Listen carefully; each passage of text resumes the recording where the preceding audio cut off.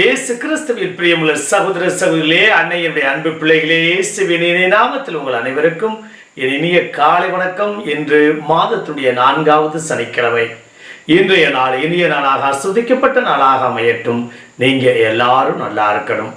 ஆம் பிரியமானவர்களே, தாயின்றி வெற்றி இல்லை, தாய் இருக்க தோல்வி இல்லை என்ற தாரக மந்திரத்தோடு இந்த புதிய நாளை நாம் மேற்கொள்வோம். இன்று ஆனமலை ஆரோக்கிய ஆலயத்தில் நடக்கக்கூடிய நிகழ்வுகள். இன்று காலை சரியாக 10:30 மணிக்கு ஜெபமாலையும் தொடர்ந்து திவ்யநற்கரை ஆசீர்வாதமும் தோத்திரப்பலியும் நற்செய்தி கூட்டமும், திருப்பலி முடிந்தவுடனே திருச்சிலுவை அபிஷேக ஆராதனையும் தொடர்ந்து அன்பின் விருந்திலும் நீங்கள் அத்தனை பேரும் பங்கேற்று மிகுதியான ஆனமலை ஆரோக்கிய ஆசீர்வாதத்தோடு இல்லம் செல்ல மீண்டும் சாட்சிகளாக வர உங்களை அன்போடு இருகரம் கூப்பி ஆனமலை ஆரோக்கிய ஆலயத்திற்கு வருகை என அழைக்கின்றேன்.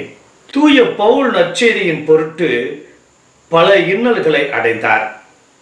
விலங்கிடப்பட்டு சிறை வாழ்வை சந்தித்தார். எனினும் முழு துணிவோடு கிறிஸ்துவை பற்றி பிற இனத்தாருக்கு கற்பித்து வந்தார்.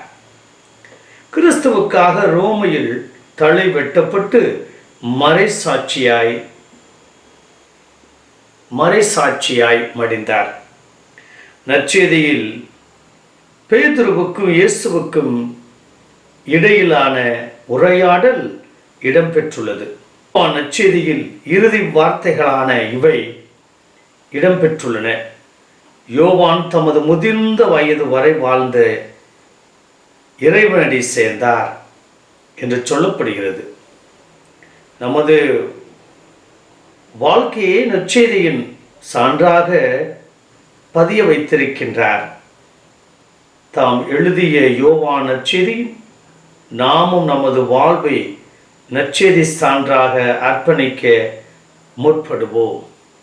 பிரிய மாணவர்களே, நான் வருவரையில் அவன் நலமாய் இருந்தால் உனக்கு என்ன என்று பேதுருவை பார்த்து ஆண்டவர் கூறுகிறார். நாம் போட்டி பொறாமை கொள்ளாத நபர்களாக வாழ வேண்டும்.